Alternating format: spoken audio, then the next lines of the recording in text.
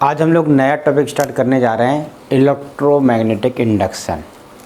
ठीक है, electromagnetic induction में सबसे पहले हम लोग पढ़ेंगे motional EMF. Okay, right heading motional EMF.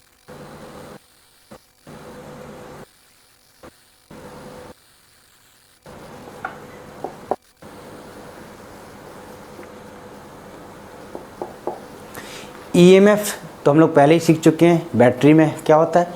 Electromotive force होता है। ईएमएफ की value potential difference across battery के इक्वल होती है। कब? जब बैटरी के थ्रू करंट जीरो हो। ठीक है, अदरवाइज अगर बैटरी का इंटरनल रेजिस्टेंस नहीं है तो फिर हमेशा पोटेंशियल डिफरेंस बैटरी के अक्रॉस ईएमएफ के ही इक्वल रहेगा। लेकिन अगर बैटरी का इंटरनल रेजिस्टेंस होता है तो फिर क्या होता था कि बैटरी के अक्रॉस जो पोटेंशियल डिफरेंस है वो फिर ईएमएफ से थोड़ा सा कम हो जाता था। ठीक है, that means E minus I into small r हो जाता था। तो ईएमएफ तो आप पहले ही पढ़ चुके हैं। अब हम लोग पढ़ने जा रहे हैं मोशनल ईएमएफ। होता क्या है कि अगर किसी कंडक्टर को मैग्नेटिक फील्ड में मूव कराते हैं, यानी उसको वेलोसिटी दे देते हैं, तो उसके मोशन की वजह से कंडक्टर के अक्रॉस एक पोटेंशियल डिफरेंस जनरेट हो जाता है। उसी को हम लोग एज ए बैटरी अगर यूज करने लगते हैं, एज ए सेल यूज करने लगते हैं, तो उसी पोटेंशियल डिफरेंस को हम लोग ईएमएफ बोल देंगे।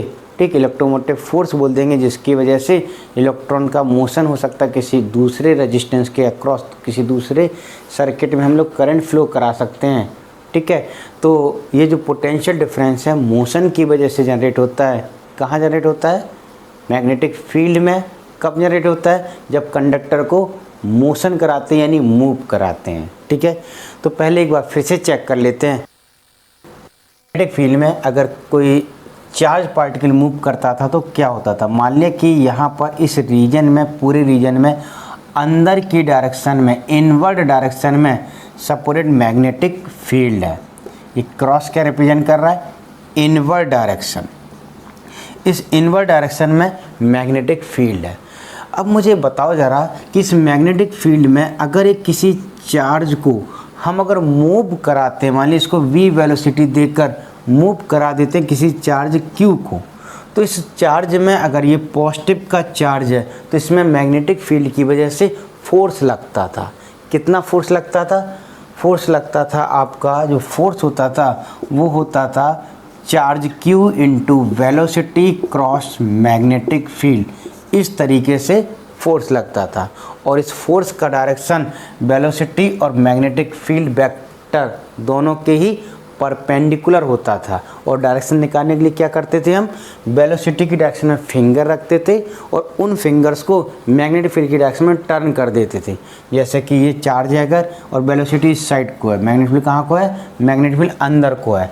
मैग्नेटिक फील्ड का वैल्यू अगर मान लिया v है, ठीक है, तो इस चार्ज पर मैग्नेटिक फील्ड की वजह से जो फोर्स लग रहा होगा वो फोर्स कैसे, किस डायरेक्शन में होगा? तो वेलोसिटी की डायरेक्शन में फिंगर रखना है और उनको टर्न करना है मैग्नेटिक फील्ड की डायरेक्शन में, मतलब ऊपर की डायरेक्शन में। तो इस पर्टिकुलर डायरेक्शन में मैग्नेटिक फोर्स लग रहा होगा। तो इस मैग्नेटिक फोर्स का जो वैल्यू होगा, उस वैल्यू को अगर निकालेंगे तो हो जाएगा q into V into B into sine 90। ये 90 वाला केस हो गया। ठीक है, 90 वाले केस में अपने को याद है कि अगर 90 वाले केस में v वेलोसिटी से पार्टिकल को मूव करा देते थे तो ये ऐसे एक सर्कुलर पाथ में रोटेट करने लगता था। उस सर्कुलर पाथ का रेडियस, ठीक है, m/v/q था, और टाइम पीरियड हमने निकाला था तो कितना आया था? 2πm, ठीक है, डिवाइडेड बाई क्या था? 2πm divided by qb। Velocity से इंडिपेंडेंट था ये। तो देखो, अगर भूल रहे हो तो फटाफट आप क्या करिए, टाइम पीरियड इक्वल टू होगा आपका 2πr अपॉन स्पीड, और r की value m into V divided by qb। तो ये v से भी कैंसिल हो गया, यानी 2πm अपॉन qb। ठीक है, यही मैंने भी बोला था। ठीक है, लेकिन ऐसा रट नहीं रखना। देखो रट के कौन से रखना है फिजिक्स में? जो 2 स्टेप 3 स्टेप, इनसे बहुत ज़्यादा स्टेप में आ रहा है, मान लीजिए 8-10 स्टेप के बाद में कोई रिजल्ट आपके पास मिल रहा है, तो भाई अब एग्ज़ाम में वो 8-10 का डेरिवेशन थोड़ी ना करेंगे, 10 स्टेप डेरिवेशन कर रहे हैं फिर एक फार्मूला आ रहा है उसका यूज करने बैठे। ठीक है, तो ऐसे फार्मूले जो कि 8-10 स्टेप के डेरिवेशन के बाद में आ रहे हैं और फिर उस फार्मूले पर बेस्ड बहुत सारे और क्वेश्चन भी होते हैं। ठीक, तो उस फार्मूले को याद रखना है। जैसे कि स्पीड ऑफ साउंड क्या था, under root of gamma R T by M था। तो ये जो फार्मूला आया था, या फिर bulk modulus divided by rho था, तो ये जो फार्मूला आया था इसका एक डेरिवेशन था पूरा। ठीक, तो अब वो डेरिवेशन अपने को पूरा अगर derivation on the spot question solve करते समय अगर करने बैठे तो टाइम बर्बाद होगा, तो वो फार्मूला अपने को याद रखना है। ठीक है, तो इस टाइप के फार्मूले ना मैं याद रखता हूँ ना आप भी याद रखा करो। फार्मूले कौन से याद रखने हैं, जिसमें 5, 6, 8, 10 स्टेप के बाद में आ रहा है। जैसे वेलोसिटी ऑफ साउंड का, वेलोसिटी ऑफ ट्रांसवर्स वेव का फार्मूला क्या था, under root of tension divided by mu, तो वो भी डेरिवेशन के बाद आया था। कुछ करने के बाद में बहुत सारे 8-10 स्टेप किए थे हमने, एक डायग्राम बनाया था, काफ़ी चीज़ें की थी।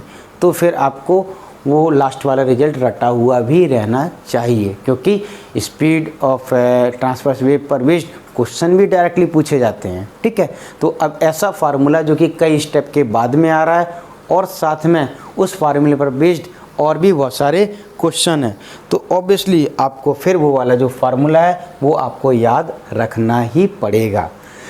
तो ये हमारा इस तरीके से फोर्स लगता है, ये हम लोग सीख चुके हैं। जो फोर्स की वैल्यू होती है, जो इतनी फोर्स की वैल्यू होती है। अच्छा, मुझे ये बताओ कि अगर ये वाला जो चार्ज है ये पॉजिटिव चार्ज की जगह मान लिया अगर नेगेटिव चार्ज है, ये चार्ज अगर नेगेटिव है तो फोर्स का जो डायरेक्शन है वो उल्टा हो जाएगा, क्योंकि माइनस किसी वेक्टर में अगर माइनस लगा देते हैं नेगेटिव ऑफ वेक्टर, तो नेगेटिव वेक्टर क्या होता है, अपोजिट वेक्टर होता है। तो ये जो फोर्स है जो ऊपर को लग रहा है वो फिर वो नीचे को लगने लगेगा। ठीक है, यानी फोर्स का डायरेक्शन कुछ ऐसे बदल जाएगा, फोर्स इस साइड को लगने लगेगा, इधर को लगने लगेगा।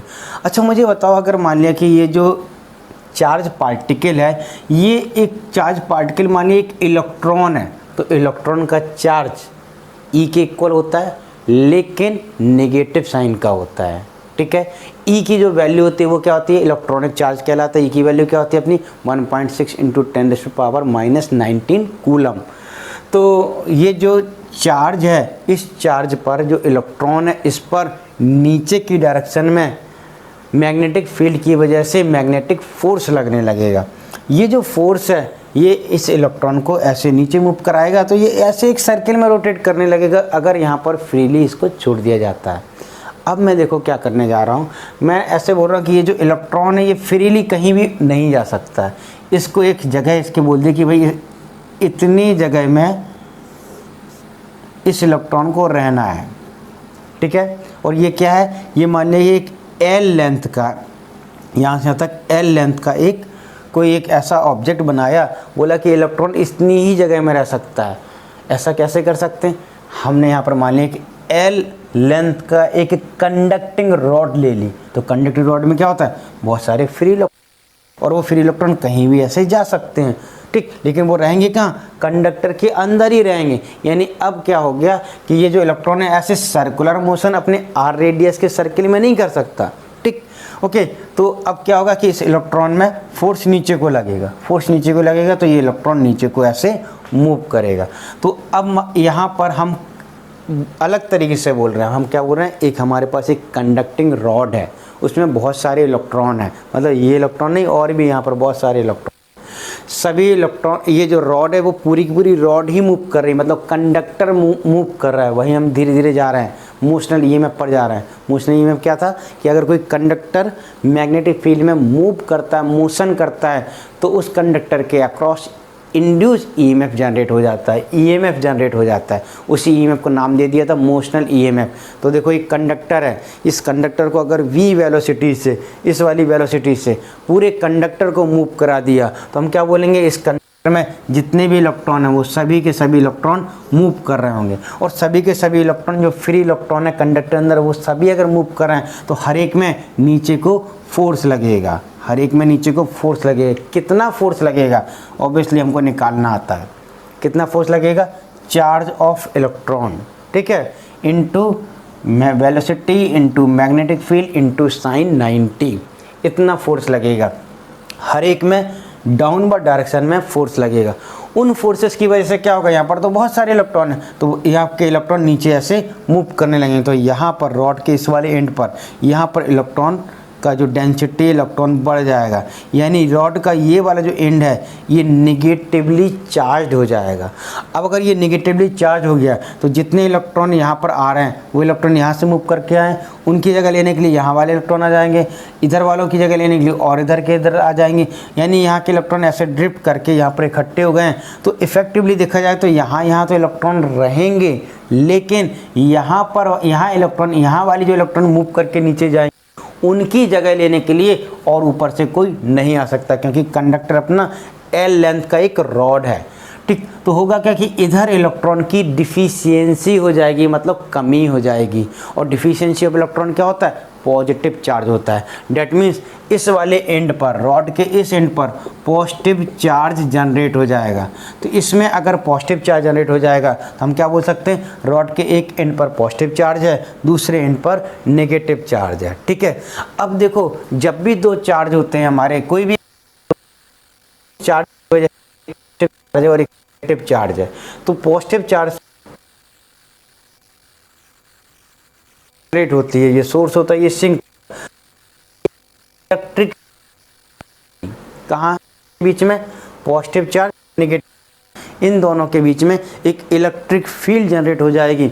उस इलेक्ट्रिक फील्ड को चलो मैं यहाँ पर कुछ ऐसे दिखा दे रहा हूँ। यहाँ पे एक इलेक्ट्रिक फील्ड जो जनरेट होगी वो किस साइड को जनरेट होगी, पॉजिटिव से नेगेटिव, यानी कि इस साइड को ऐसे में एक इलेक्ट्रिक फील्ड जनरेट हो जाएगी। ओके, नीचे की डायरेक्शन में पॉजिटिव से नेगेटिव साइड में ये पॉजिटिव चार्ज है और यहाँ पर हो गया नेगेटिव चार्ज। तो पॉजिटिव चार्ज से नेगेटिव चार्ज की तरफ एक इलेक्ट्रिक फील्ड जनरेट हो जाएगी। अब किसी भी इलेक्ट्रिक फील्ड में, मान लीजिए यहाँ पर इलेक्ट्रिक फील्ड अवेलेबल है अपने पास, तो इलेक्ट्रिक फील्ड में अगर हम लोग किसी पॉजिटिव चार्ज को रखते हैं, इलेक्ट्रिक फील्ड में अगर हम लोग पॉजिटिव चार्ज को रखते हैं तो उस चार्ज में इलेक्ट्रिक फील्ड की तरफ फोर्स लगता है। और कितना फोर्स लगता है, charge multiplied by magnitude of electric field.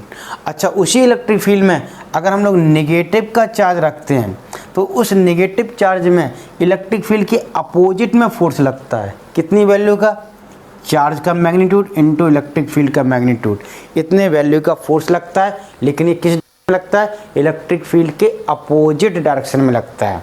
ठीक है, तो यहाँ पर क्या होगा कि यहाँ पर ये जो माने इलेक्ट्रॉन था, तो इस इलेक्ट्रॉन में नीचे को फोर्स लग रहा था मैग्नेटिक फील्ड की वजह से, इलेक्ट्रॉन के मोशन की वजह से, कितना, ये वाला फोर्स, यानी E into velocity V into B, इस वैल्यू का फोर्स लग रहा था डाउनवर्ड डायरेक्शन में। इसी इलेक्ट्रॉन में इलेक्ट्रिक फील्ड की वजह से चार्ज की वैल्यू इनटू इलेक्ट्रिक फील्ड, इतना फोर्स लगने लगेगा। लेकिन किस डायरेक्शन में, क्योंकि इलेक्ट्रॉन नेगेटिव चार्ज होता है तो इस इलेक्ट्रॉन पर जो फोर्स लगेगा वो इलेक्ट्रिक फील्ड के अपोजिट में लगेगा, मतलब ऊपर को फोर्स लगने लगेगा। तो अब देखो क्या हो रहा है, फोर्स कितना लगेगा, चार्ज, इलेक्ट्रॉन का charge into magnitude of electric field. अब हो क्या रहा है कि मोशन की वजह से जो फोर्स डाउनवर्ड में लग रहा था उनकी वजह से यहाँ पर इलेक्ट्रॉन बढ़ने लगे हैं। इलेक्ट्रॉन बढ़ने से यहाँ पर पॉजिटिव चार्ज बढ़ रहा है, और पॉजिटिव और नेगेटिव चार्ज आने की वजह से, इनके इंड्यूस होने की वजह से, देखो ये ऑटोमेटिक यहाँ पर ओवरऑल तो अपना कंडक्टर न्यूट्रल ही है, तो ऊपर पॉजिटिव इंड्यूस हुआ, नीचे इलेक्ट्रॉन नेगेटिव जनरेट हुआ, यानी इंड्यूस हुआ। तो इन दोनों चार्जेस को हम लोग इंड्यूस्ड चार्ज बोलेंगे। ठीक, ये इंड्यूस हो रहे हैं किसकी वजह से, कंडक्टर के मैग्नेटिक फील्ड में मोशन की वजह से पॉजिटिव और नेगेटिव चार्ज यहाँ इंड्यूस्ड हो रहा है। तो ये जो इंड्यूस चार्ज है यहाँ पर और यहाँ पर, उसकी वजह से एक फील्ड आया, इलेक्ट्रिक फील्ड आया। इस फील्ड को भी आप लोग इंड्यूस इलेक्ट्रिक फील्ड बोल सकते हो। तो हो क्या रहा है कि अगर ये फील्ड नहीं आता तो यहाँ पर इलेक्ट्रॉन जितने भी रहते, जब तक रहते, उनमें सब में मैग्नेटिक फील्ड की वजह से नीचे को फोर्स लगता रहता और नीचे इलेक्ट्रॉन आते रहते, यानी सारे के सारे इलेक्ट्रॉन यहाँ आ जाने चाहिए थे, बट ऐसा नहीं होता है। होता क्या है कि जब कुछ इलेक्ट्रॉन यहाँ पर आ चुके होते हैं तो ऊपर पॉजिटिव जनरेट हो जाता है और तुरंत एक इलेक्ट्रिक फील्ड जनरेट हो जाती है, इंड्यूस हो जाती है। उस इंड्यूस इलेक्ट्रिक फील्ड को हम लोग यहाँ पर अगर रिप्रेजेंट करें तो ये पॉजिटिव से नेगेटिव साइड में होती है और उस इंड्यूस इलेक्ट्रिक फील्ड की वजह से जो फर्दर जो इलेक्ट्रॉन है जो कि नीचे जा सकते थे उनमें ऊपर को फोर्स लगने लगता है। जब तक ये फोर्स का वैल्यू कम रहेगा, ठीक है, तब तक क्या होगा, ये मानिए थोड़ा सा इंड्यूस हुआ है इलेक्ट्रिक फील्ड, तो क्या होगा, इलेक्ट्रॉन नीचे जाते रहेंगे, इलेक्ट्रॉन नीचे जाते रहेंगे तो ये दोनों चार्ज का वैल्यू बढ़ता रहेगा और उनकी वजह से इलेक्ट्रिक फील्ड का वैल्यू बढ़ता रहेगा। तो एक टाइम ऐसा आएगा कि ई का वैल्यू इलेक्ट्रिक फील्ड का वैल्यू बढ़ के इतना हो जाएगा कि ये दोनों फोर्स एक दूसरे को बैलेंस करने लगेंगे और उस समय इलेक्ट्रॉन का जो नीचे को जो मूवमेंट हो रहा था, ठीक, वो रुक जाएगा, यानी कंडक्टर के रिस्पेक्ट में एक इलेक्ट्रोस्टैटिक इक्विलिब्रियम आएगा। ठीक, तो कंडक्टर के रिस्पेक्ट में इलेक्ट्रॉन का फर्दर ट्रांसफ़र रुक जाएगा। तो ये वाला जो फोर्स है ये मैग्नेटिक फील्ड की वजह से फोर्स है और इलेक्ट्रिक फील्ड की वजह से जो फोर्स होगा, electric field induce electric field की वजह से वो कितना आएगा, वो आएगा Q into induce electric field का value, Q into magnitude of electric field. अगर जब भी इलेक्ट्रोस्टैटिक इक्विलिब्रियम आ गया तो इक्विलिब्रियम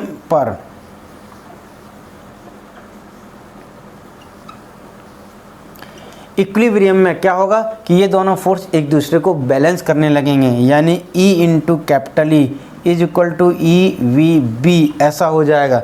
तो ये वाला E इससे कैंसिल हो जाएगा और आपको इंड्यूस इलेक्ट्रिक फील्ड की वैल्यू मिल जाएगी जो कि V इंटू बी होगी।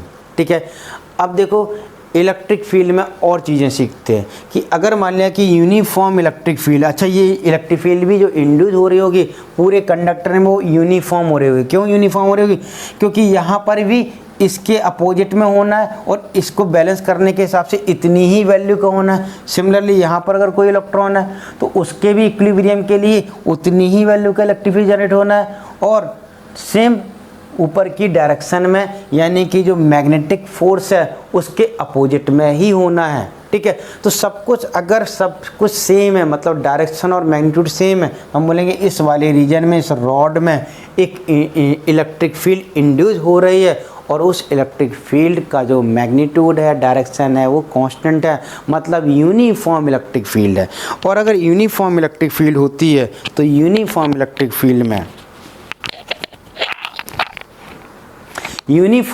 फील्ड में हम एक कंसेप्ट और सीख चुके हैं। मान लिया कि ये यूनिफॉर्म इलेक्ट्रिक फील्ड है, तो यूनिफॉर्म इलेक्ट्रिक फील्ड में एक पॉइंट से दूसरे पॉइंट, इन दोनों पॉइंट के बीच का पोटेंशियल डिफरेंस। अच्छा, पोटेंशियल डिफरेंस में भी मान लीजिए ये वाला पॉइंट सपोर्टेड ए है, ये वाला बी है, तो ए और बी में किसका पोटेंशियल ज़्यादा होगा। तो हम ये सीख चुके हैं कि जो इलेक्ट्रिक फील्ड होती है वो इलेक्ट्रिक फील्ड हाई पोटेंशियल से लो पोटेंशियल की तरफ होती है, यानी कि यहाँ पर ए पॉइंट का पोटेंशियल ज़्यादा है किसके कंपेरिजन में, बी के कंपेरिजन में। तो इन दोनों पॉइंट के बीच का अगर पोटेंशियल डिफरेंस निकालना है तो पोटेंशियल डिफरेंस क्या होगा आपका कि लो पोटेंशियल से हाई पोटेंशियल तक 1 कूलम चार्ज को मूव कराने का वर्क डन। अब अगर हम 1 कूलम चार्ज को यहाँ से हम मूव करा रहे हैं, मान लीजिए ये वाला जो डिस्टेंस है वो डिस्टेंस है कुछ एल डिस्टेंस मूव करा रहा है। ठीक है, तो वो जो चार्ज होगा उस पर अपने को फोर्स कितना लगाना पड़ेगा, 1 कूलम चार्ज है तो 1 इंटू ई Q इंटू ई, इतना फोर्स हमको उसको अपोजिट में खींचने के लिए लगाना पड़ेगा। ठीक है, तो 1 इंटू ई मतलब ई वैल्यू का फोर्स लगाना L लेंथ के लिए, तो वर्क डन हो जाएगा L इंटू ई। चाहो तो आप ऐसे भी याद कर आपने याद किया होगा कि पोटेंशियल डिफरेंस इक्वल टू होता है integral E dot D R. अगर E यूनिफॉर्म है तो E बाहर आ जाएगा। ठीक है, और E और R के बीच का एंगल अगर 0 है तो cos 0 तो 1 हो जाएगा, E बाहर आ जाएगा और dr का इंटीग्रेशन करेंगे तो टोटल लेंथ हो जाएगा, यानी E इंटू टोटल लेंथ हो जाएगा। तो ये potential difference uniform electric field के लिए आप याद भी रखिए कि पोटेंशियल डिफरेंस कितना होता है, इलेक्ट्रिक फील्ड का value multiplied by separation of 2 point, यानी जिन 2 पॉइंट के बीच का पोटेंशियल डिफरेंस फाइंड करना है उन दोनों के बीच का सेपरेशन अगर अपने को पता है तो electric field into separation potential difference के इक्वल आ जाता है। ठीक है, ओके। तो अब देखो ये रॉड का एक एंड है, एक दूसरा एंड है, इन दोनों एंड को चलो नाम दे देता हूँ मैं, पहले वाले इस वाले एंड को मैं नाम दे देता हूँ सपोर्टेड ये ए, या फिर बी में कन्फ्यूजन हो जाएगा, तो इसको मैं पी बोल रहा हूँ और इस वाले एंड को मैं बोल रहा हूँ क्यू। तो पी और क्यू रॉड के दो एंड हो गए हैं। तो इन दोनों एंड में अगर देखा जाए तो इलेक्ट्रिक फील्ड पॉजिटिव से नेगेटिव साइड यानी पी से क्यू की साइड है। तो पी पॉइंट का पोटेंशियल ज़्यादा होगा क्यू के कंपेरिजन में, यानी मैं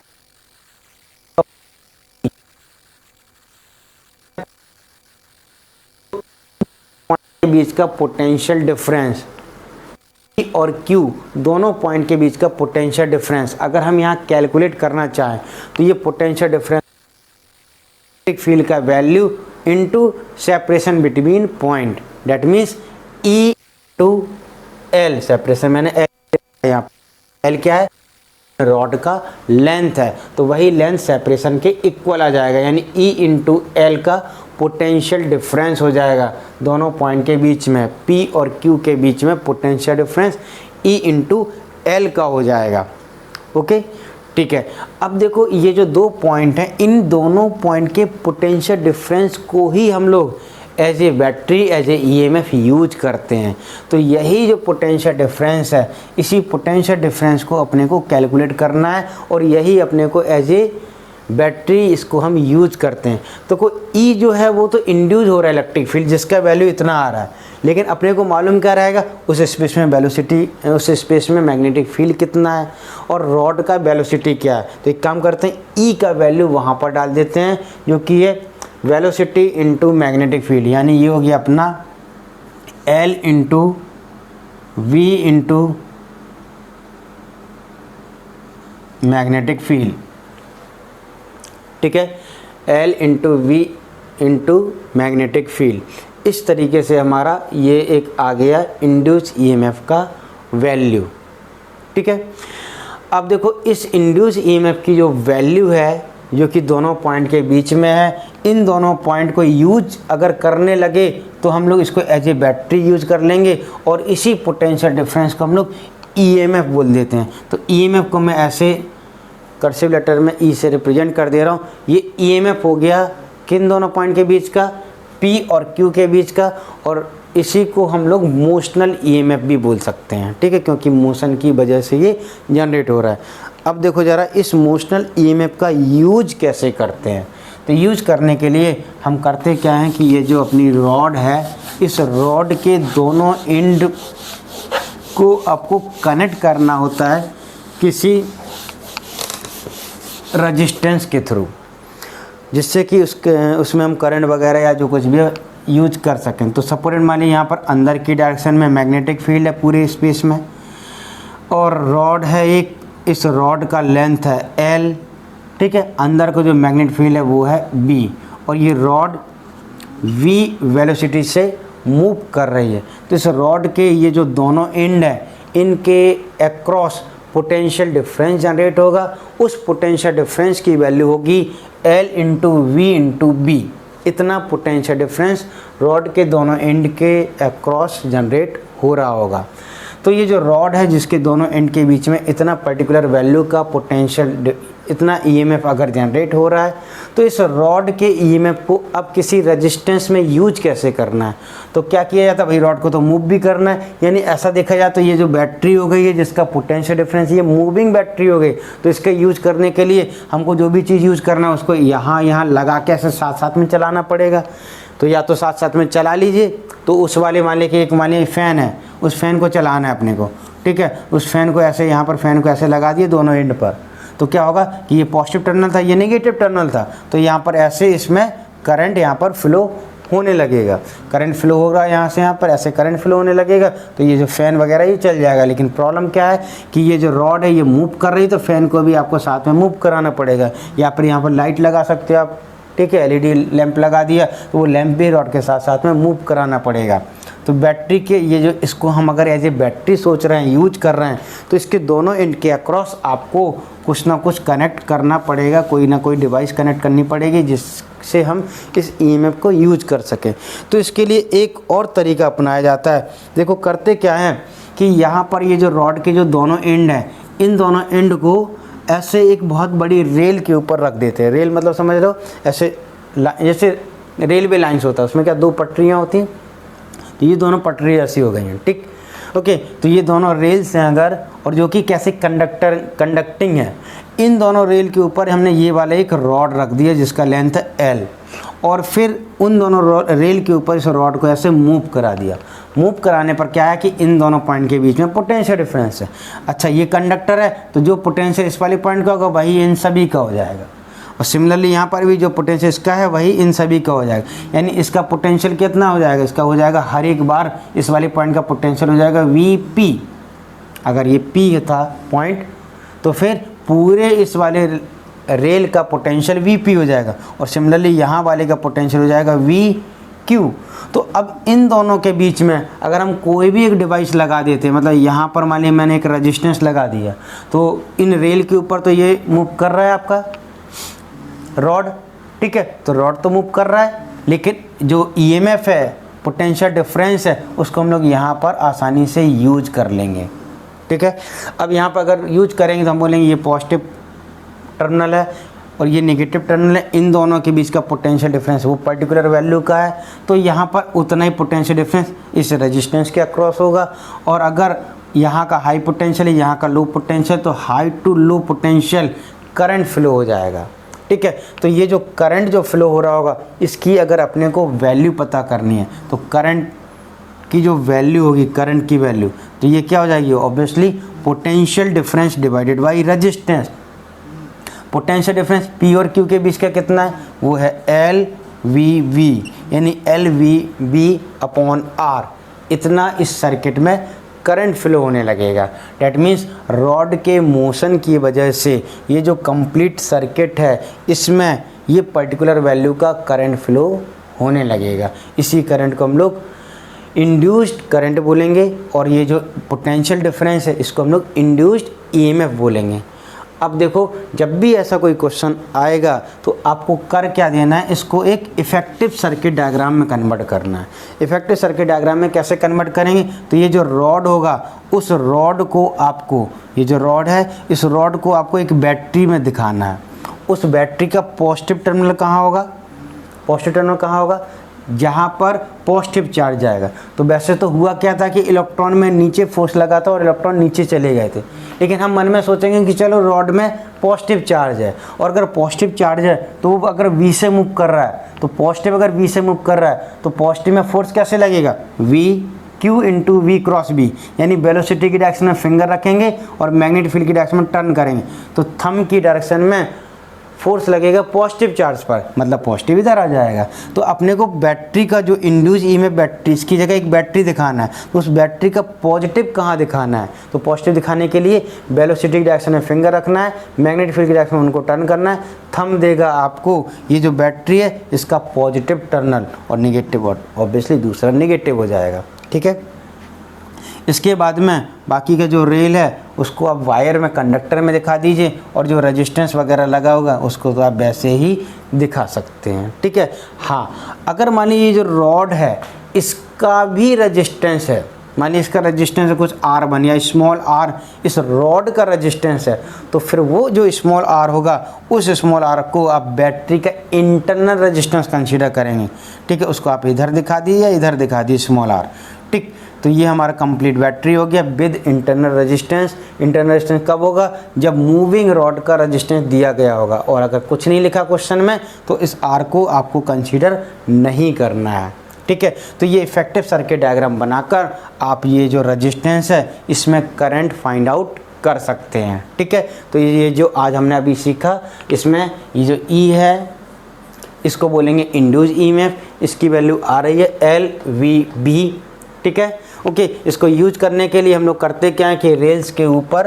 रॉड को मूव करा देते हैं, और रेल के कोई भी दो टर्मिनल में हम लोग रेजिस्टेंस वगैरह लगा सकते हैं। इवन चाहे तो यहाँ पर भी एक रेजिस्टेंस लगा देंगे, तो फिर हमारे पास ऐसा हो जाएगा कि इस साइड भी एक सर्किट होगा और एक इधर भी सर्किट होगा, तो दोनों में हमको करंट निकालना होगा, ठीक है। तो दोनों ही पार्ट में, यानी पीछे वाले रेजिस्टेंस में और इधर वाले रेजिस्टेंस, दोनों में करंट निकाल लेंगे। इसमें हो जाएगा induce EMF divided by R, और यहाँ वाला मान एक और रेजिस्टेंस लगा हुआ है R1 कुछ, ठीक है। तो उसमें करंट कितना हो जाएगा, potential difference divided by R1। तो यहाँ पर करंट ऐसे फ्लो हो रहा होगा और यहाँ पर करंट कुछ इस तरीके से फ्लो हो रहा होगा, हाई पोटेंशियल से लो पोटेंशियल की तरफ। यहाँ पर भी हाई पोटेंशियल से लो पोटेंशियल की तरफ। तो हाई पोटेंशियल यानी पॉजिटिव टर्मिनल पता करने के लिए तरीका क्या है, वेलोसिटी की डायरेक्शन में फिंगर रखना है, टर्न करना है मैग्नेटिक फील्ड की डायरेक्शन में, थंब देगा हाई पोटेंशियल यानी पॉजिटिव टर्मिनल का लोकेशन, ठीक है। तो इस तरीके से हम लोग फाइंड आउट कर सकते हैं। चलो ज़रा एक क्वेश्चन लिखो, write down, find out current through resistance in following cases. Find out current through resistance in following cases.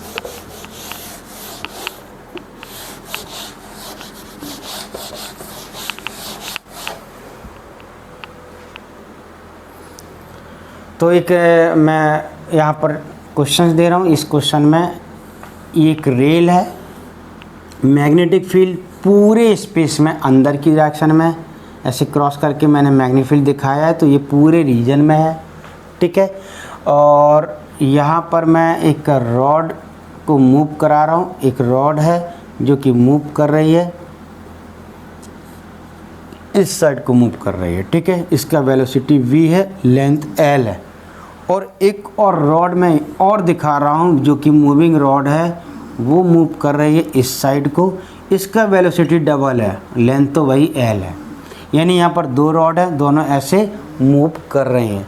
और ये वाला जो दोनों टर्मिनल हैं, इनके बीच में यहाँ पर या फिर कहीं पर भी, यहाँ लगा बीच में रेल के बीच में, यहाँ पर एक रेजिस्टेंस है R वैल्यू का।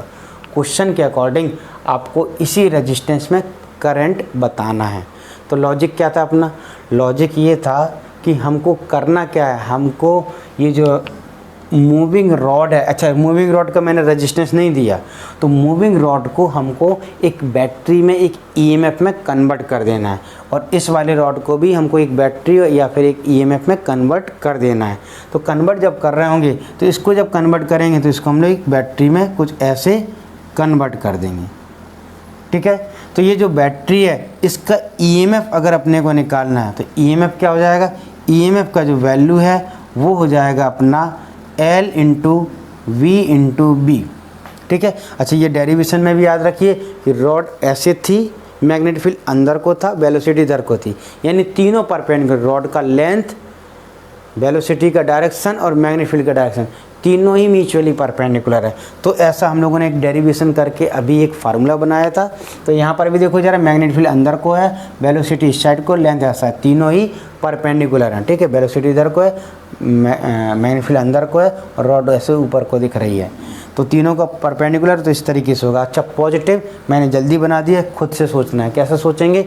वेलोसिटी अगर इधर को है तो वेलोसिटी डायरेक्शन में रखेंगे फिंगर्स और उनको टर्न करेंगे मैग्नेटिक फील्ड की डायरेक्शन में, तो थंब देगा आपको पॉजिटिव टर्मिनल ऑफ बैटरी, यानी ऊपर को पॉजिटिव तो ऑब्वियसली नीचे को नेगेटिव हो जाएगा। तो इस रॉड को एक बैटरी में हम लोगों ने ऐसे कन्वर्ट कर दिया, ठीक है, ओके। इसके बाद में रेल है तो उसको वायर में कन्वर्ट करेंगे, यहाँ पर भी रेल है तो वायर में कन्वर्ट करेंगे, बट बीच में यहाँ एक रेजिस्टेंस है तो उसको रेजिस्टेंस को हम लगा देंगे, R वैल्यू का रेजिस्टेंस है। फिर एक और मूविंग रॉड आया, ठीक। तो जैसी मूविंग रॉड आएगी तो उस मूविंग रॉड को हम लोग बैटरी में कन्वर्ट करेंगे, क्योंकि मूविंग कंडक्टर के अक्रॉस पोटेंशियल डिफरेंस जनरेट होता है, जिसको हम लोग मोशनल ईएमएफ बोलते हैं। तो ये जो रॉड है इसके दोनों टर्मिनल के अक्रॉस भी पोटेंशियल डिफरेंस जनरेट हो रहा होगा। तो इस पोटेंशियल डिफरेंस के लिए पॉजिटिव टर्मिनल कहाँ है, नेगेटिव कहाँ है, ये पता करना पड़ेगा। उसके लिए तरीका क्या है, वेलोसिटी की डायरेक्शन में फिंगर रखना है, मैग्नेटिक फील्ड की डायरेक्शन में टर्न करना है, थंब जहाँ को होगा उस साइड को बैटरी का पॉजिटिव टर्मिनल होगा। मतलब यहाँ पर इन दोनों एंड के बीच में मुझे एक बैटरी लगाना है, लेकिन उसका पॉजिटिव नीचे को होगा तो नेगेटिव ऑब्वियसली फिर ऊपर को होगा।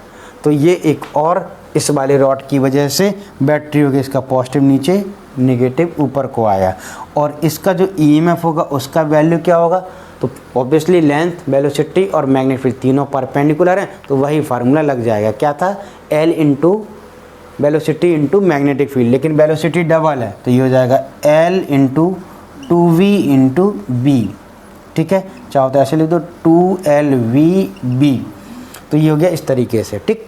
अब अपने को इस रेजिस्टेंस में करंट बताना है, तो देखो ज़रा, एक ये आइडियल बैटरी जैसा हो गया, ये भी आइडियल बैटरी जैसा हो गया, इसमें ना तो इंटरनल रेजिस्टेंस है ना ही उसमें इंटरनल रेजिस्टेंस।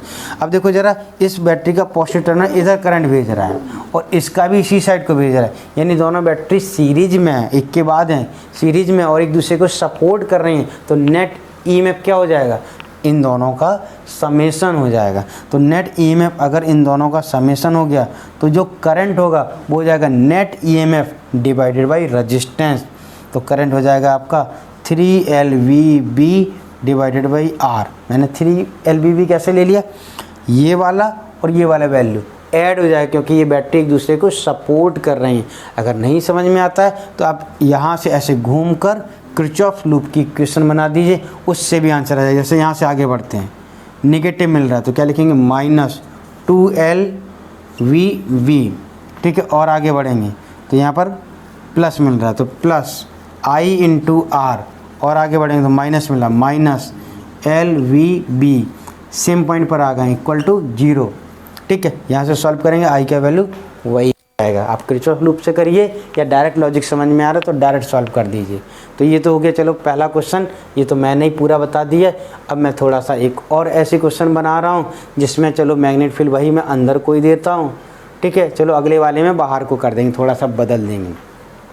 यहाँ पर एक काम करते हैं, एक ऐसा एक कंडक्टर है और उसमें यहाँ पर एक रजिस्टेंस लगा हुआ है, एक यहाँ पर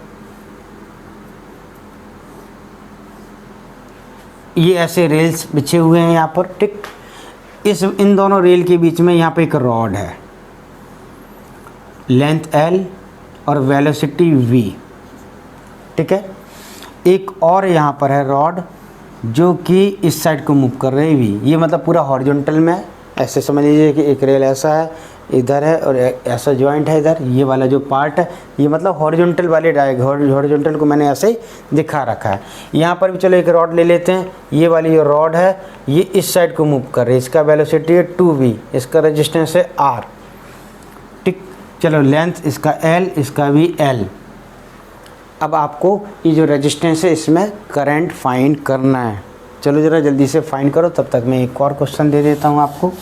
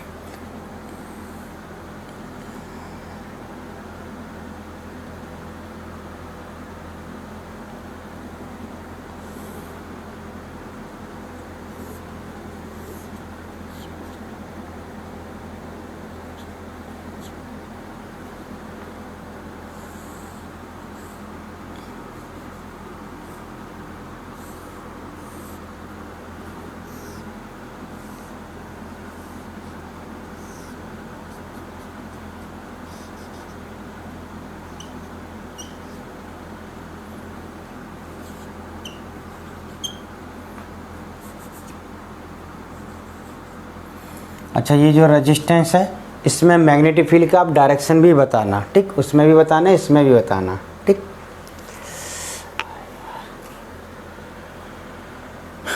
लेंथ L, दोनों ही रॉड का L ले लीजिए। चलो ज़रा यहाँ पर आते हैं, इसको सर्किट डायग्राम में कन्वर्ट करते हैं। तो ये हो जाएगा एक बैटरी, बैटरी का पॉजिटिव टर्मिनल ऊपर आएगा, कैसे, ऊपर को, ठीक। इस बैटरी का वैल्यू कितना हो जाएगा, वैल्यू हो जाएगा LV/V। यहाँ पे एक रेजिस्टेंस लगा हुआ है, वहाँ पर फिर से एक बैटरी आएगा रॉड की जगह। उस बैटरी का पॉजिटिव टर्मिनल नीचे को आएगा, इस वाले केस में नीचे को आ जाएगा, यानी कि ये नेगेटिव और ये पॉजिटिव हो गया, ठीक। इस वाले रॉड की ईएमएफ की वैल्यू क्या हो जाएगी, ये हो जाएगा L/2V, यानी 2 बाहर आ गया, LVV, ठीक है। ओके, ये वाला इसमें अगर देखा जाए तो चलो इसको ऐसे करके ऐसे दिखाना है, ऐसे दिखाना है और इन दोनों के बीच में अपने को बना देना है, ठीक। लगे तो इस वाले को यहाँ भी दिखा सकते हो, बैटरी तो आप कहीं भी दिखाओ, एक्स्ट्रा वायर करने की ज़रूरत नहीं, कम कर सकते हो वायर को।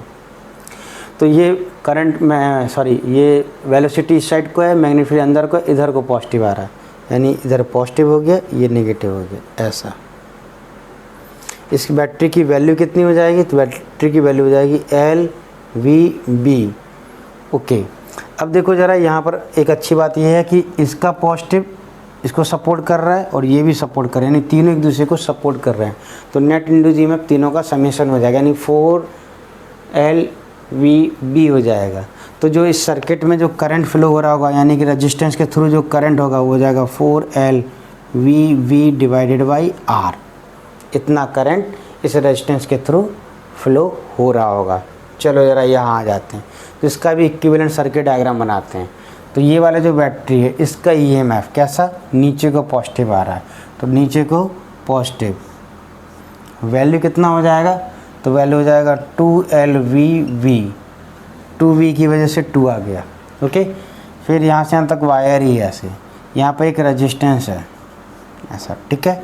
एक ये वाला अपना बैटरी, इस वाली बैटरी का पॉजिटिव इस साइड को आ रहा है, तो यहाँ पे एक बैटरी बना दीजिए, इसका ये पॉजिटिव और ये नेगेटिव, ठीक है। और ये जो बैटरी है इसको आपको यहाँ कनेक्ट करना, ऐसे करो कनेक्ट, मतलब ऐसे ऐसे कनेक्ट करो या सीधा सीधा दिखा दो, कोई फ़र्क नहीं पड़ता, ठीक। ऐसे यहाँ पर भी आप सीधा सीधा दिखा दीजिए, कोई फ़र्क नहीं पड़ता, या ऐसे ऐसे घुमा के दिखाई, भाई एक्स्ट्रा वायर लगाएंगे तो क्या फ़र्क पड़ता, सर्किट में करंट तो वैसे ही फ्लो हो रहा होगा। इसकी वैल्यू क्या हो जाएगी, इसकी वैल्यू हो जाएगी LVB। अब देखो यहाँ पर एक थोड़ा सा अलग चीज़ है, क्या है कि ये वाला बैटरी इधर को करंट भेज रहा है, जबकि ये वाला बैटरी अपोजिट में भेज रहा है, यानी दोनों बैटरी एक दूसरे को अपोज कर रहे हैं, सपोर्ट नहीं कर रहे हैं। अगर सारे बैटरी एक ही साइड में करंट भेज रहे होते तो एक दूसरे को सपोर्ट कर रहे होते, जैसे कि यहाँ हो रहा है, ये भी इसी साइड भेज रहा है, ये भी इसी साइड भेज रहा है और ये वाला भी इसी साइड भेज रहा है, तो सपोर्ट कर रहे थे, तो नेट इंड्यूस ईएमएफ क्या हो गया था, ऐड हो गया था। जबकि यहाँ पर क्या हो जाएगा, कैंसिल हो जाएगा। कौन सा डोमिनेट कर रहा है, ये वाला बैटरी डोमिनेट कर रहा है, तो करंट ऐसे फ्लो हो जाएगा, ऐसे करंट फ्लो हो जाएगा। करंट अगर ऐसा फ्लो हो जाएगा तो करंट का वैल्यू क्या हो जाएगा, तो इन दोनों का रिजल्टेंट एक्चुअली में सब्ट्रैक्ट होकर आएगा, तो वो हो जाएगा आपका LVB, और फिर डिवाइडेड बाई रेजिस्टेंस करेंगे तो करंट आ जाएगा। लो ज़रा ये इसका भी आंसर हो गया, ठीक है। ओके, तो अब कोई भी रॉड अगर मैग्नेटिक फील्ड में ऐसे अगर मूव करती है तो उस रॉड के मोशन की वजह से इंड्यूस ईएमएफ कितना होता है हम लोगों ने निकालना सीख लिया। ओके,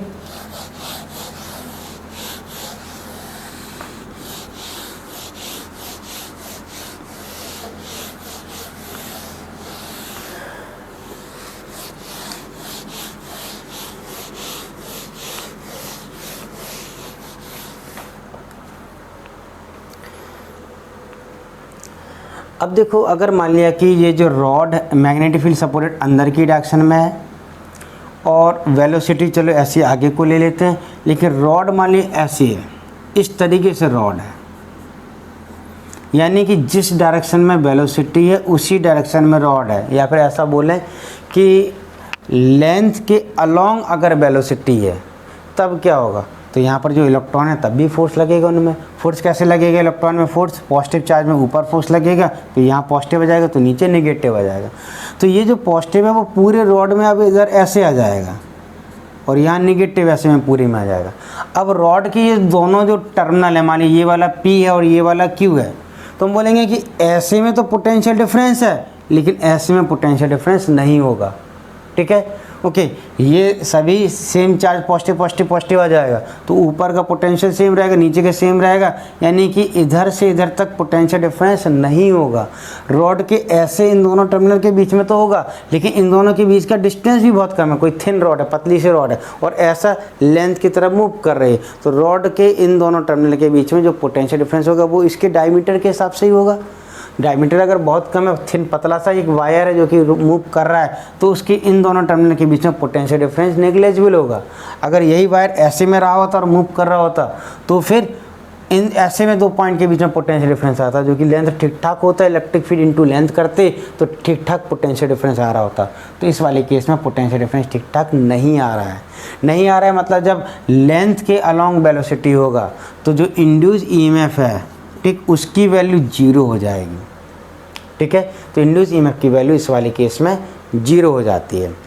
अब देखो एक और केस ले रहे हैं जिसमें ये जो रॉड है इसको हम लोग इस तरीके से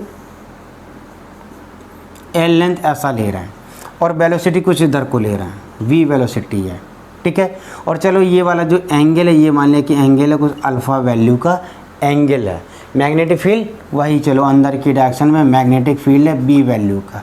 तो अब जब भी कभी ऐसा केस आएगा तो हम लोग याद कर ले रहे हैं, क्या याद कर ले रहे हैं कि अगर वेलोसिटी लेंथ के अलोंग है तो इंड्यूस ईएमएफ 0 होता है। और वेलोसिटी, इसके पहले क्या सीखा था कि लेंथ के परपेंडिकुलर में वेलोसिटी है और मैग्नेटिक फील्ड तो परपेंडिकुलर में होना ही चाहिए। तो अगर लेंथ के परपेंडिकुलर में वेलोसिटी है तो फिर जो इंड्यूस ईएमएफ आता है, ठीक, वो इंड्यूस ईएमएफ आता है L इंटू वी, इतना आता है, ठीक है। ओके, तो अब यहाँ पर क्या कर ले रहे हैं कि जब भी वेलोसिटी लेंथ के परपेंडिकुलर ना होकर कहीं और है या अलोंग है, तो अलोंग का तो याद है 0, परपेंडिकुलर का भी याद है, दोनों का पता है। तो अगर मान लीजिए एंगल पर है तो क्या करेंगे, कंपोनेंट कर देंगे, वेलोसिटी के एक कंपोनेंट करेंगे यहाँ पर v cos अल्फ़ा और एक कंपोनेंट एक यहाँ पर कर देंगे v sin अल्फ़ा, ठीक है, v cos alpha v sin alpha, ठीक। ऐसे कंपोनेंट करने के बाद में अब हम लोग क्या बोलेंगे कि अगर ऐसे कंपोनेंट हमने कर दिए हैं, ठीक, तो फिर ये जो परपेंडिकुलर वाला होगा इससे इंड्यूस ईएमएफ आएगा रॉड के दोनों एंड के अक्रॉस। वो इंड्यूस ईएमएफ कितना हो जाएगा, वो हो जाएगा L into velocity v sin alpha multiplied by magnetic field, इतना आ जाएगा, ठीक है। ओके, अब देखो यहाँ पर हम अगर सोचें तो जो चार्ज, जो इलेक्ट्रॉन जो मूव कर रहा था वो किसकी वजह से मूव कर रहा था, मैग्नेटिक फोर्स की वजह से। मैग्नेटिक फोर्स कैसे लगता है, Q into V cross B, ठीक है, Q into V cross B, ऐसे मैग्नेटिक फोर्स लगता है। इस मैग्नेटिक फोर्स की डायरेक्शन अगर सोचें तो जैसे कि यहाँ पर अगर मान लीजिए ये वेलोसिटी इधर को है तो इस वेलोसिटी की वजह से अगर हम लोग मैग्नेटिक फोर्स सोचें तो वो कहाँ को आ रहा है, मैग्नेटिक फोर्स आ रहा है ऐसे ऊपर को आ रहा है, ठीक, ऊपर को आ रहा है। तो या तो आप ये जो रॉड की जो लेंथ है इस लेंथ का ऐसा परपेंडिकुलर वाला ऐसे रॉड की लेंथ का एक इफेक्टिव कंपोनेंट कर दीजिए, यानी रॉड को ऐसा सोचिए कि ये जो रॉड है इसका एक प्रोजेक्शन परपेंडिकुलर में इतना हो गया और ये हो गया वेलोसिटी के अलोंग। तो वेलोसिटी के परपेंडिकुलर में ये वाला पार्ट है। अब देखो ये लेंथ, ये एंगल अगर अल्फ़ा है, ठीक है, तो ये वाला एंगल भी अल्फ़ा होगा। ये एंगल अगर अल्फ़ा होगा तो इस वाले पार्ट को क्या लिखेंगे, इसको लिखेंगे हम लोग L sin अल्फ़ा, देखो वही आ रहा है, ठीक। मतलब अगर हम लोग परपेंडिकुलर लेंथ ले लेते हैं तो भी हम लोग लिख सकते हैं, यानी इसको हम लोग ऐसे भी लिख सकते हैं, इसको लिख सकते हैं L sin alpha into velocity into B. मतलब क्या हो गया कि वेलोसिटी और मैग्नेटिक फील्ड, वेलोसिटी के परपेंडिकुलर वाला लेंथ का प्रोजेक्शनल पार्ट ले लिया, यानी इस लेंथ का इफेक्टिव परपेंडिकुलर वाला पार्ट, ठीक है, और बाकी वेलोसिटी इंटू मैग्नेटिक फील्ड। दूसरा तरीका क्या है कि वेलोसिटी के कंपोनेंट कर दीजिए, तो परपेंडिकुलर वाली velocity into length into magnetic field, इस तरीके से हम लोग इंड्यूस ईएमएफ निकाल ले रहे हैं, ठीक है। अच्छा देखो, इसके हिसाब से सोचें तो ये जो वेलोसिटी क्रॉस मैग्नेटिक फील्ड है इसका डायरेक्शन क्या होगा, मान लीजिए वेलोसिटी इधर को है, मैग्नेटिक फील्ड अंदर को है, तो इसका डायरेक्शन ऐसे ऊपर को आ रहा है, इधर को आ रहा है, ठीक है। इधर को अगर आ रहा है तो इसी साइड को लेंथ है अगर, ठीक, इसी साइड को लेंथ है तो सीधे सीधे लेंथ में मल्टीप्लाई हो जाता है, जितनी भी लेंथ है उसमें मल्टीप्लाई हो जाता है। और अगर इस डायरेक्शन से, कौन सी डायरेक्शन, ये वाली जो डायरेक्शन है, कौन सी डायरेक्शन, V क्रॉस बी का जो डायरेक्शन है, वेलोसिटी क्रॉस मैग्नेटिक फील्ड का जो डायरेक्शन है, उस डायरेक्शन से अगर मान लिया कि एंगल, ये एंगल अगर मान लिया कि रॉड की जो लेंथ है उसका ये वाला एंगल, ये वाला जो एंगल वो मान लिया कि अगर थीटा बन रहा है, ठीक है, ये एंगल अगर थीटा बन रहा है, ये अल्फ़ा है तो यहाँ वाला अल्फ़ा इधर लिख दे रहा हूँ मैं, ये अगर थीटा है तो ये थीटा हो गया। अगर ये एंगल थीटा बन रहा है तो अल्फ़ा और थीटा में रिलेशन कैसा आ रहा है, 90 का डिफरेंस है, यानी अल्फ़ा को हम लोग क्या लिख सकते हैं, अल्फ़ा को लिख सकते हैं 90 माइनस थीटा, तो यही हो जाएगा L into sine theta into V,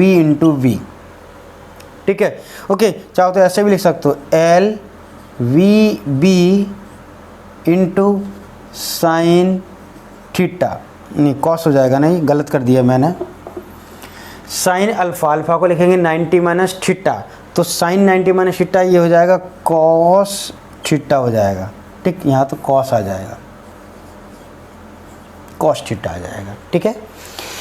अच्छा ओके, अब देखो ज़रा, ये जो इन दोनों का यहाँ पर जो फोर्स का जो वैल्यू आ रहा था वो आ रहा था Q into velocity cross magnetic field, यानी कि Q into V into sine theta आ रहा था। ये थीटा किसके बीच का एंगल है? ये इन दोनों के बीच का एंगल है, ठीक है। अच्छा देखो, याद करो, जो Q था वो चार्ज ऑफ इलेक्ट्रॉन था, तो जब इलेक्ट्रिक फील्ड के फोर्स से मैग्नेटिक फील्ड के फोर्स को बैलेंस कराया था तो चार्ज गायब हो गया था, यानी चार्ज तो गायब हो जाना है, ठीक है।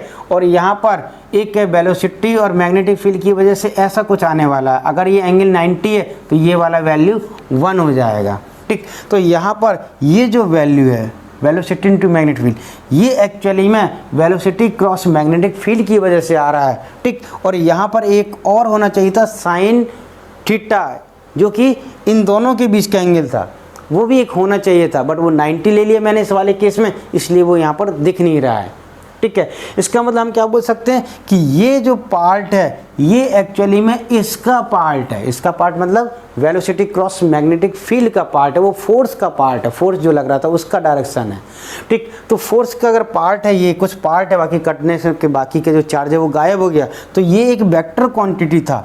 और एल को अगर हम ऐसे एक वेक्टर कंसीडर कर लेते हैं, ठीक, यानी एल को अगर मैं वेक्टर कंसीडर करूं तो ये एक एल वेक्टर हो गया और ये फोर्स का एक पार्ट वाला वेक्टर हो गया। तो दोनों वेक्टर का अगर मल्टीप्लिकेशन कुछ ऐसा है, एल इंटू दूसरा वाला वेक्टर इंटू कॉस थीटा, तो ये जो प्रोडक्ट है मल्टीप्लिकेशन है ये डॉट प्रोडक्ट हो जाएगा। किस किस का डॉट प्रोडक्ट? एल वेक्टर और इस वाले वेक्टर का डॉट प्रोडक्ट। तो वो जो वेक्टर है वो एक्चुअली में आ कैसे रहा था? वेलोसिटी क्रॉस मैग्नेटिक फील्ड से आ रहा था।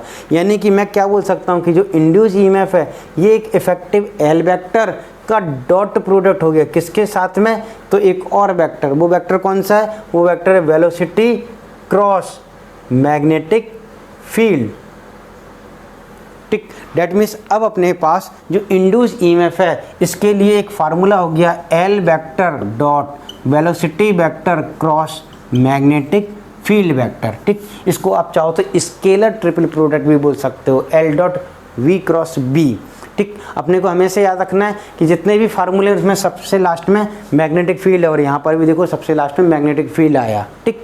जैसे कि चार्ज पर फोर्स क्या लगता था? Q velocity cross magnetic field, ठीक। इसके बाद में करंट कैरिंग वायर में फोर्स क्या लगता था? तो क्या लगता था? आई इंटू एल इफेक्टिव एक वेक्टर आया था एल क्रॉस मैग्नेटिक फील्ड। तो यहाँ पर इंड्यूस ईएमएफ क्या आया आपका? तो इंड्यूस ईएमएफ तो वेक्टर क्वांटिटी आना नहीं है, ये तो स्केलर आना है। तो फिर क्या किया? स्केलर ट्रिपल प्रोडक्ट कर दिया। किस किस का? L effective dot velocity cross magnetic field. तो इंड्यूस ईएमएफ कुछ इस तरीके से भी आप लिख सकते हैं, जिसमें एल इफेक्टिव क्या है? एक जो दो पॉइंट है इन दोनों को ज्वाइन करने वाला एक लेंथ वेक्टर हो जाएगा, इफेक्टिव लेंथ वेक्टर हो जाएगा। और वेलोसिटी मैग्नेटिक फील्ड तो आपको गिवन ही रहेगा, ठीक है। तो चलो ज़रा इस पर बेस्ड एक क्वेश्चन लिख लीजिए आप। Write down, find out induce EMF between end of a rod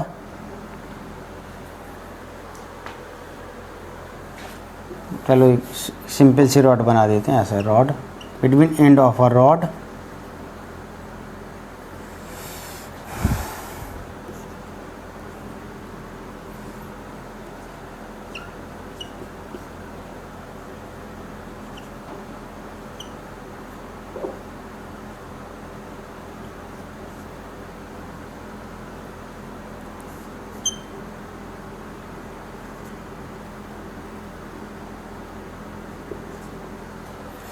as shown in diagram।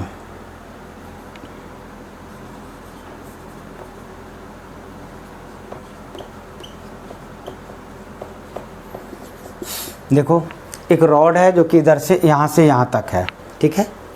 ये जो रॉड है ये मूव कर रही है 2i कैप वेलोसिटी से, और रॉड के ये जो यहाँ पर इस स्पेस में जो मैग्नेटिक फील्ड है वो इस पर्टिकुलर वैल्यू की है, ठीक है। तो अब इस रॉड के अक्रॉस आपको इंड्यूस ईएमएफ का वैल्यू पता करना है। तो एल इफेक्टिव वेक्टर क्या हो जाएगा, मैग्नेटिक फील्ड गिवन है, वेलोसिटी का डायरेक्शन यानी वेलोसिटी वेक्टर भी गिवन है, वेलोसिटी वेक्टर क्या हो जाएगा, वेलोसिटी वेक्टर भी हो जाएगा आपका 2i कैप, ठीक है, मैग्नेटिक फील्ड वेक्टर फॉर्म में गिवन ही है। तो एल जो वेक्टर होगा उसको क्या लिखेंगे, तो ये हो जाएगा इनिशियल पॉइंट फाइनल पॉइंट को ऐसे ज्वाइन कर दीजिए, तो ये हो जाएगा आपका 2i कैप प्लस जे कैप प्लस 2k कैप, ये हो गया अपना लेंथ वेक्टर एल वेक्टर। अब हम लोग क्या करेंगे, L dot V cross V निकाल लेंगे। L dot V cross V निकालने के बाद में बोलेंगे कि ये वाला जो टर्मिनल है इसका और इन दोनों टर्मिनल का भी एल वेक्टर कैसे लिया, यहाँ से ऐसा लिया अगर, तो ये एल वेक्टर का हेड हो गया, ये टेल हो गया, तो हेड वाला पॉजिटिव कंसीडर किया जाएगा, टेल वाला नेगेटिव कंसीडर किया जाएगा, ठीक है, इस फार्मूले के हिसाब से। हाँ, लेकिन अगर सॉल्व करने पर L dot V cross V का वैल्यू अगर नेगेटिव आ जाता है तो फिर हमारा जो एल का ये वाला जो टर्मिनल है ये अब नेगेटिव हो जाएगा और इस साइड पॉजिटिव टर्मिनल हो जाएगा, ठीक है, ओके। अच्छा, अब देखो ये जो रॉड है, एक चीज़ और सीख लेते हैं कि ये जो रॉड है, अगर इस रॉड को मैग्नेटिक फील्ड के अंदर हम लोग मान लें ऐसे मूव कराते हैं तो इन दोनों टर्मिनल के बीच में पोटेंशियल डिफरेंस 0 होता है, ठीक है। लेकिन रॉड को अगर हम लोग ऐसे परपेंडिकुलर में रख के ऐसे मूव कराते हैं, ठीक, तो इन दोनों टर्मिनल के बीच में पोटेंशियल डिफरेंस होता है। यानी मान लीजिए एक हमारे पास इस टाइप का एक स्ट्रक्चर है, ऐसा अगर स्ट्रक्चर है और इसमें इस वाले पॉइंट को नाम दिया मान लिया कि P और इसको नाम दिया Q, ठीक है, इसको चलो P और इसको दे देते हैं Q। तो P और Q के बीच का अगर पोटेंशियल डिफरेंस निकालना है, P और Q के बीच का, ठीक, तो P और Q के बीच का निकालना है, तो चलो इस वाले पॉइंट का भी नाम दे देता हूँ मैं M। तो हम बोलेंगे कि हमारा जो पोटेंशियल डिफरेंस होगा M और Q के बीच का वो हो जाएगा, ये लेंथ L ले लीजिए और चलो ये भी L है, ओके, तो वो हो जाएगा LVV। लेकिन potential difference between M and P ये 0 रहेगा, ठीक है, M और P के बीच का पोटेंशियल डिफरेंस 0 रहेगा, मतलब M का पोटेंशियल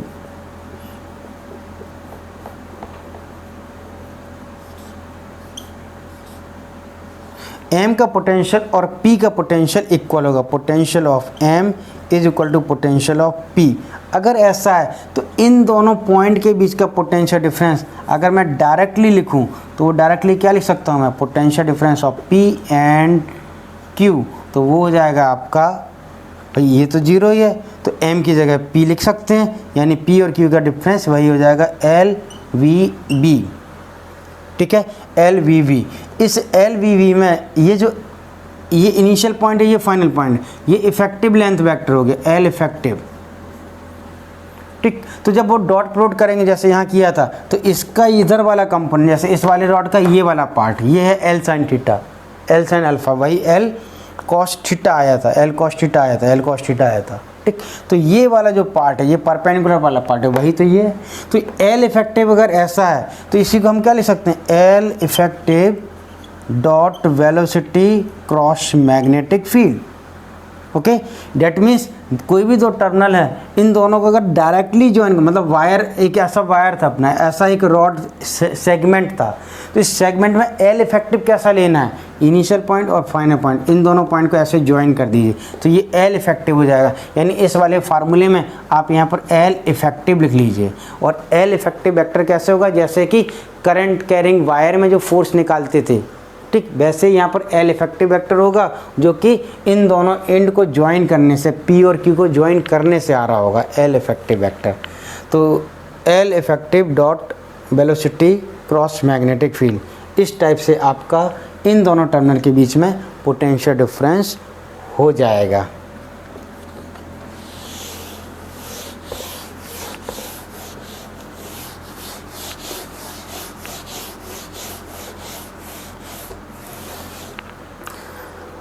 अब देखो, अगर ऐसा ही अगर हम मान लें कि हम पूरे में कंसीडर कर लेते हैं कि बहुत सारे ऐसे सेगमेंट हैं और उन सेगमेंट को ज्वाइन करते हैं, मतलब ऐसा छोटे छोटे सेगमेंट, मतलब ऐसे बहुत सारे सेगमेंट हैं छोटे छोटे, उन सबको ज्वाइन करके,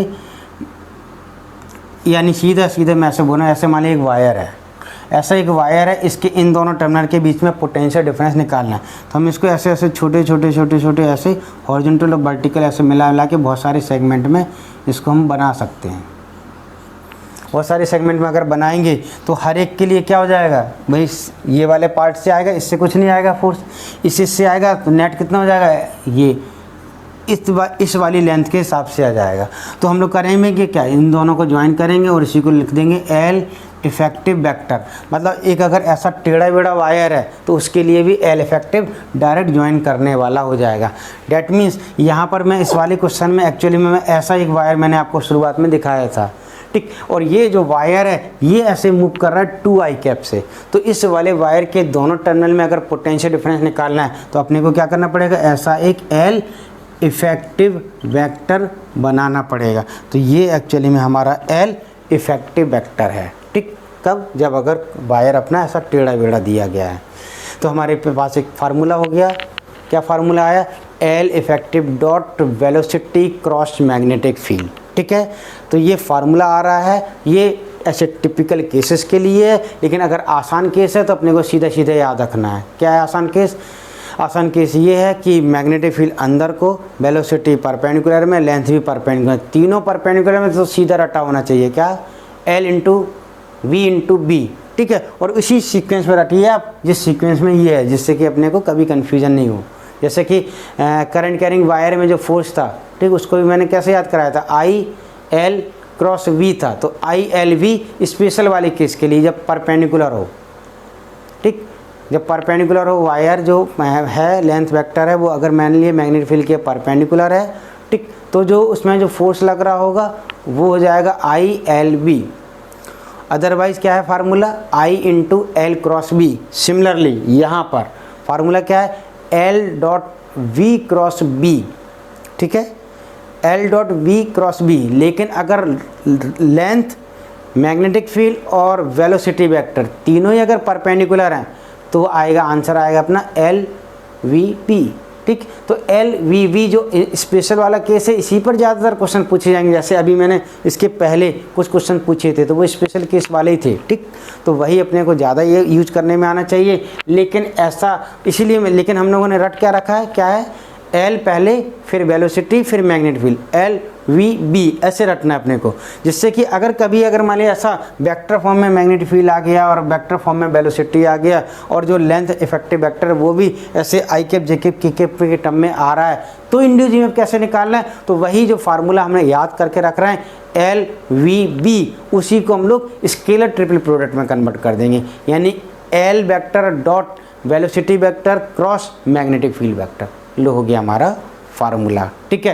तो इतना पूरा याद कर लीजिए। ये जो फार्मूला है ये अगर याद रहेगा तो नेक्स्ट क्लास में हम लोग इस पर बेस्ड और क्वेश्चन सॉल्व करेंगे कि क्या क्या क्वेश्चन पूछे जाते हैं, ठीक। बहुत सारे क्वेश्चन आपको मिल जाएंगे, एससी वर्मा में मिल जाएंगे और प्रीवियस ईयर में तो मिल ही जाएंगे, ठीक है। ओके, अच्छा देखो अभी तक मोशनल ईएमएफ में कोई लॉ नहीं है, सब कुछ लॉजिक से चल रहा है। पीछे जो पढ़ा है हम लोगों ने उसी के हिसाब से चल रहा है, तो इसको हम लोग लॉ नहीं बोलते हैं। लेकिन फैराडे ने एक लॉ दिया था, फैराडे साइंटिस्ट ने, वो हम लोग पहले इसको समझ लेंगे, फिर एक्चुअली में इन सभी चीज़ों को कंसीडर करके उन्होंने इसका प्रूफ का ध्यान नहीं दिया था और उन्होंने एक लॉ दिया था एक्सपेरिमेंट बेसिस पर, वो जो कि इससे जाके मोशनल ईएमएफ से वो प्रूफ भी होता है, ठीक है। तो हम लोग फैराडे लॉ बाद में पढ़ेंगे। फिलहाल में तो अभी मोशनल ईएमएफ सीखा है आज, आप इसको सीख लेना, अच्छे से याद कर लेना और नेक्स्ट क्लास में इस पर बेस्ड क्वेश्चन मैं आपसे पूछ लूँगा, ठीक है। ओके चलो बाय।